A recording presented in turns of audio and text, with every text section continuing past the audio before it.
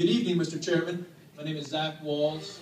I'm a sixth-generation Iowan and an engineering student at the University of Iowa, and I was raised by two women. My biological mom, Terry, told her parents that she was pregnant, that the artificial insemination had worked, and they wouldn't even acknowledge it. It actually wasn't until I was born and they succumbed to my infantile cuteness that they broke down and told her that they were thrilled to have another grandson.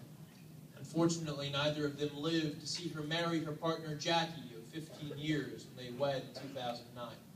My younger sister and only sibling was born in 1994. We actually have the same anonymous donor, so we're full siblings, which is really cool for me. And I guess the point is that our family really isn't so different from any other Iowa family. When I'm home, we go to church together, we eat dinner, we go on vacations. But, you know, we've had our hard times too. We get in fights. Actually, my mom, Terry, was diagnosed with multiple sclerosis in 2000. It's a devastating disease that put her in a wheelchair, so we've had our struggles. But, you know, we're Americans. We don't expect anyone to solve our problems for us. We'll fight our own battles. We just hope for equal and fair treatment from our government. As a student at the University of Iowa, the topic of same-sex marriage comes up frequently in classroom discussions, and the question always comes down to, well, can gays even raise kids? The conversation gets quiet for a moment because most people don't really have an answer. And I raise my hand and say, well, actually, I was raised by a gay couple, and I'm doing pretty well. I scored in the 99th percentile of the ACT. I'm an Eagle Scout. I own and operate my own small business. If I was your son, Mr. Chairman, I believe it'd make you very proud. I'm really not so different from any of your children. My family really isn't so different from yours. After all, your family doesn't derive its sense of worth from being told by the state, you're married, congratulations. No.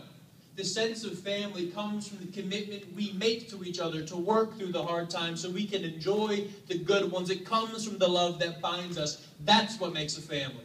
So what you're voting on here isn't to change us. It's not to change our families. It's to change how the law views us, how the law treats us. You are voting for the first time in the history of our state to codify discrimination into our Constitution, a Constitution that, but for the proposed amendment, is the least amended Constitution in the United States of America. You are telling some Iowans that some of you are not good enough to marry the person you love. So will this vote affect my family? Would it affect yours?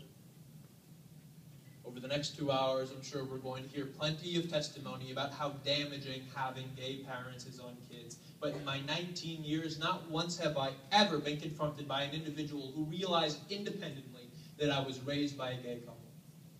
And you know why? Because the sexual orientation of my parents has had zero effect on the content of my character. Thank you very much.